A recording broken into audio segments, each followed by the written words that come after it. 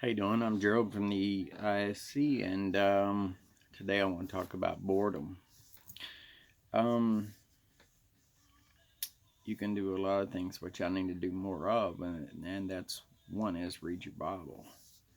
I'd say that's first and foremost the most important thing you should do. But let's talk about boredom. Okay, you're at home now. Your husband's at home 24/7 now, and you don't get that 12 hours to yourself every day, or that 14 hours to yourself, or you don't get that him going away and being gone for 10 days straight or 7 days straight or whatever. And then your husbands, you're looking at this woman that you've spent a lot of time with now, and you are actually having to interact with one another 24/7 as opposed to um, just a couple hours in the evening, or just an hour in the morning and 3 hours at night, or whatever, or maybe 5 hours in the evening, whatever. But now you're having to be together 24/7. Well, there's a lot of things you can do. First of all, you can learn to pray together. That right in these trying times, that is probably the most important thing you can do together right now, is learn how to pray in one mind, in one accord, and actual Bible study together. Now that you are having to be together 24/7.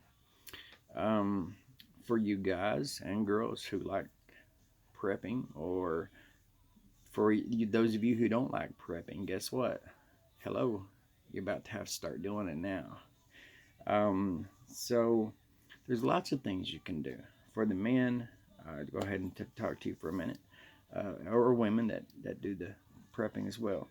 Um, what I did here is I just took some 7 string 550 paracord olive drab, and I took it out of the little pouches and stuff that you buy and stuff, and I took this out and I just shoved it in there a little at a time. And if you notice, none of it is knotted up. And then I took a Pepsi bottle, is what I did, and when I ripped it off, it left a little piece of paper here. So what I decided to do is write olive drab, 7 string 550 paracord, even though that's backwards to you. Is that better? Anyway, the Pepsi lid was blue. I took a little wooden punch and I punched a hole in it, um, enough to where I could pull the string out if I wanted to. And what's good about this is, no matter, as long, this is about 100 yards here. As long as I pull this out, it'll never get knotted up like it does when you're trying to work with it and you just throw it all on the floor and stuff. You find yourself getting knotted up and stuff like that. But this right here, I took and burned the end of it so it wouldn't go back down into the bottle and me have to open it up and reach down and be trying to fish for it. I can just pull out what I need of it, cut it off, and then I can burn the end of it again. And you don't take your finger, because that gets like, it turns into like a glue substance almost, but it's hot. You burn it and then take your lighter and mash it flat against the bottle, and you'll get this little flat edge to where it won't go back down into the bottle. Um, then I went and took a permanent marker and painted all the blue here black. So it looks pretty cool in your little survival gear, and you just set that up. I also took a couple long strands of black that I had of 7 strand 550 paracord, and what I did with this one is I put 2 holes in this one and painted this lid, or did not paint it, but painted it black with permanent marker. And since there are 2 pieces in here, and I put them all down in here, and none of them will knot up on you doing them this way, I put 2 holes in so I could use each strand. One strand is longer than the other, and I know which one it is. I've got it kind of marked in my mind here, and I left the little white mark up here on top to which one was the longer of the 2, if I wanted to use the whole thing. But again, I can take it out a little at a time and cut it off as I need it. But as you can see, 7-strand 550 black. um, I done that with all of them. So there's a little something you can do if you're bored. Sharpen your knives. It's time you can start doing stuff around the house. I've got this forging kit that I started, so I went out and got myself a table set up and stuff like that, and I got the hammer. Went to Harbor Freight. You can get stuff really inexpensive there. Didn't cost much. Got this, the tongs to be able to pull stuff out of a fire. I bought a fire pit, of course. Also, I'm making a forge,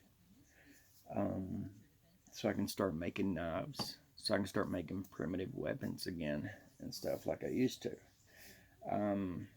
Also bought like pieces of 2-foot, 1/4 inch and 1/2 inch rebar. I bought several pieces of those. So if I want to, I can take the 2-foot and cut the 1-foot off and make a nice buoy out of it, or I can cut it up, 6-7 inches and just make a regular good knife out of it with a full tang. Then wrap you some good paracord around the handle of it, and you've got a comfortable knife you can use in the wild. Some other things I did is I got some rebar that's like 6 feet long, and the reason I did that is so I could bang out a spear if I needed it. There's so many things we can do during these times. Separate everything, organize, and go ahead. One of the things you can be doing is look in your cabinets, look in your room, be looking up survival stuff, ask questions, be thinking about what you can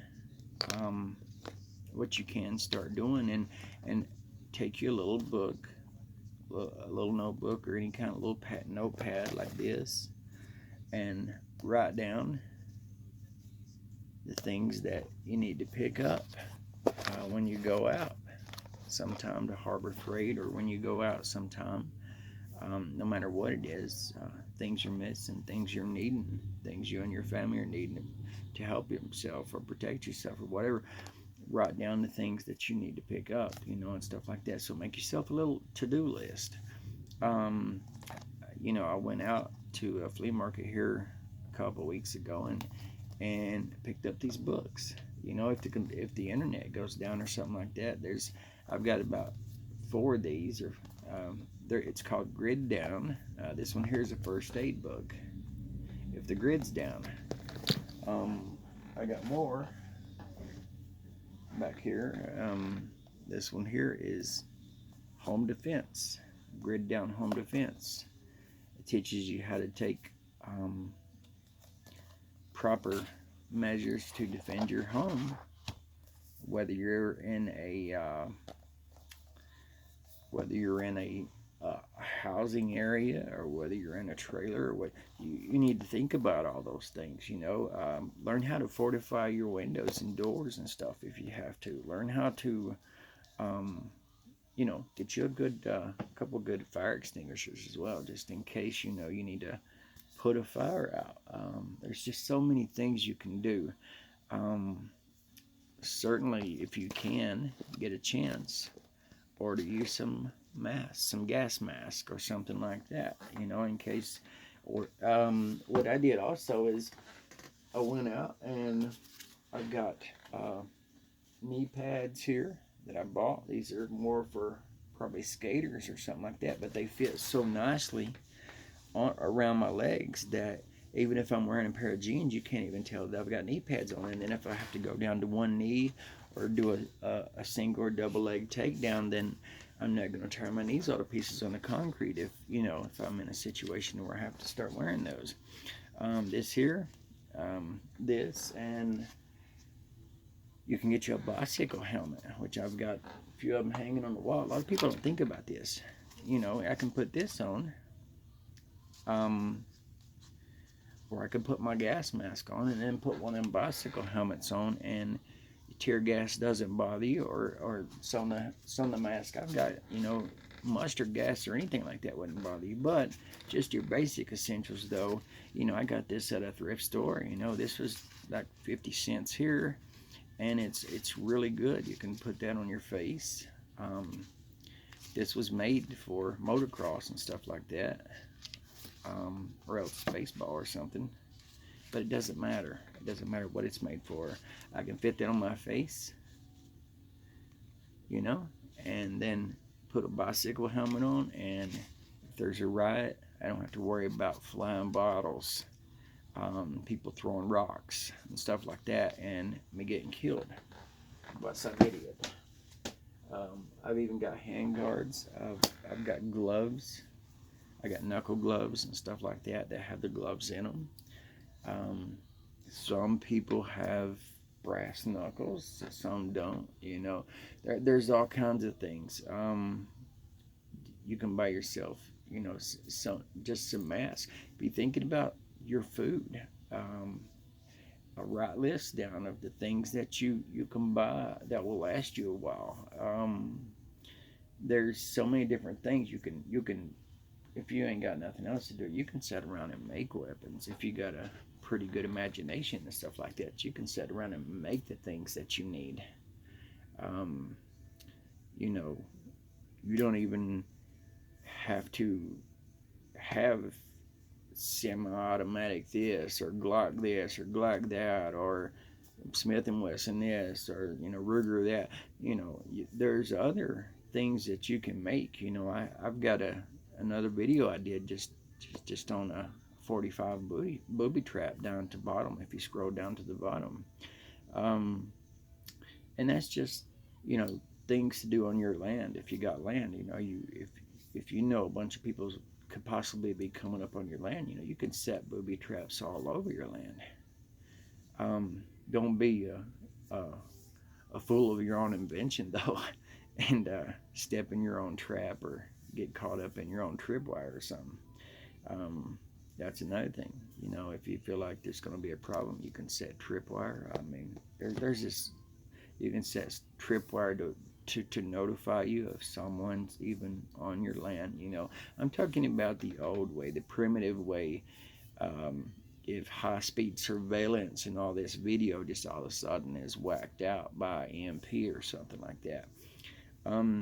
So what I like to do is, even though, yes, I've got video, and yes, I've got, things where I can see people coming, and I know when everybody's coming, and I live in an area to where I see everybody because there's only one way in and one way out.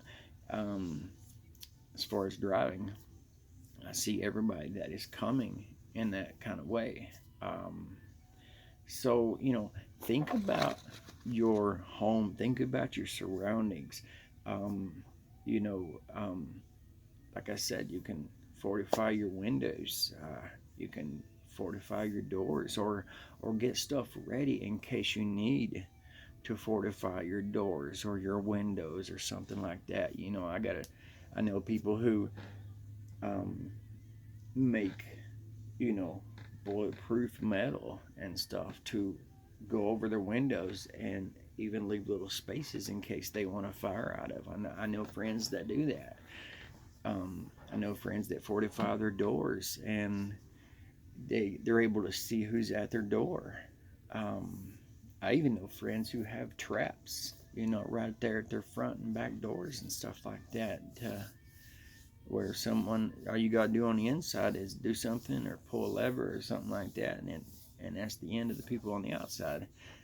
But I mean, I just know people that do that, and and all I'm trying to get to you here is, there's so much you can be doing except sitting around being mad or about everything, and arguing with your significant other that you thought, now you see why those Hollywood marriages only last about 3 or 4 years, and one that lasts is 12 years or 18 years. That's like, oh, it's on the front cover of People magazine if it lasts more than 10 years or something like that. And the reason that being is because a lot of time those celebrities have to spend 24/7 together, and now that we're actually having to do that, us men that have worked all our lives and stuff, that's not so easy to do. You know, you really learn to get close with somebody when you have to be around them 24/7. Um, and without God, without y'all learning to work together, teamwork, um, reading the Word of God together, praying together. There's an old saying: "Those who pray together stay together." That there's so much truth in that. But right now, since you're both home together, maybe you might have kids and everything. Everybody learn to work as a unit. If something happens and somebody comes in the home and dad goes down, then mom needs to be able to pick up the slack and protect dad, have his six, if she has to or whatever. A lot of the people that don't know, if I got your six, that means I got you back or I got you covered. That's just military jargon. Anyway, good day. God bless you. Be safe. But remember, there you can do something about this boredom, and you can learn to work as a unit and as a team. Good day, and God bless you.